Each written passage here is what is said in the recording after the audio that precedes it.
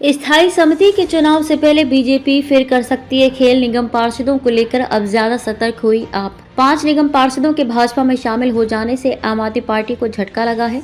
इसके चलते अब आप निगम पार्षदों को लेकर और सतर्क हो गए हैं। आपको आशंका है कि निगम की स्थायी समिति के चुनाव तक भाजपा उनके और पार्षदों को तोड़ने का प्रयास कर सकती है। इसलिए पार्टी ने अपने प्रमुख कार्यकर्ताओं को निगम पार्षदों पर नजर रखने के निर्देश दिए हैं। आपको निगम पार्षदों को लेकर डर इसलिए भी है क्योंकि दिल्ली नगर निगम में दल बदल कानून लागू नहीं है। राजनीतिक हालत की बात करें तो पिछले 13 माह में आपके 5 निगम पार्षदों को जोड़कर 8 जमीनी नेता भाजपा में शामिल हो चुके हैं।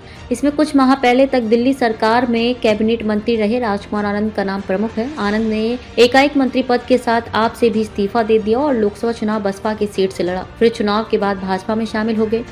भाजपा में शामिल होने वाले आपके छतरपुर से विधायक करतार सिंह भी शामिल हैं। जुलाई 2023 में राजकुमार बल्लन भी भाजपा में फिर से लौट आए हैं। वे जून 2021 में भाजपा छोड़कर आप में शामिल हो गए थे। उत्तर पूर्वी जिला में प्रभाव रखने वाले बल्लन को आपने गाजीपुर सब्जी मंडी समिति का चेयरमैन बनाकर सम्मान दिया था।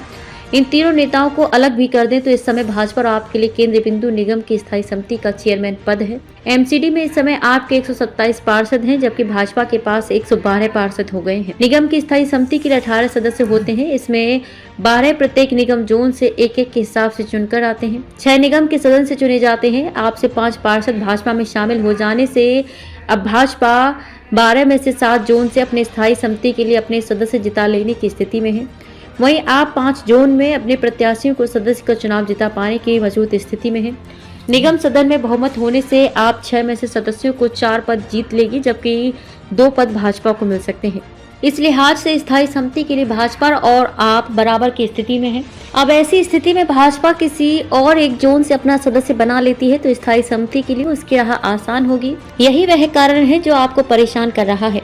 आप सूत्रों की माने तो स्थायी समिति के चेयरमैन पद को पाने के लिए भाजपा पूरी कोशिश कर रही है। यही वह चिंता है जो आपको परेशान कर रही है, क्योंकि जो 5 आप पार्षद भाजपा में शामिल हुए हैं वे निगम सदस्यों की स्थिति को देखते हुए ही शामिल किए गए हैं।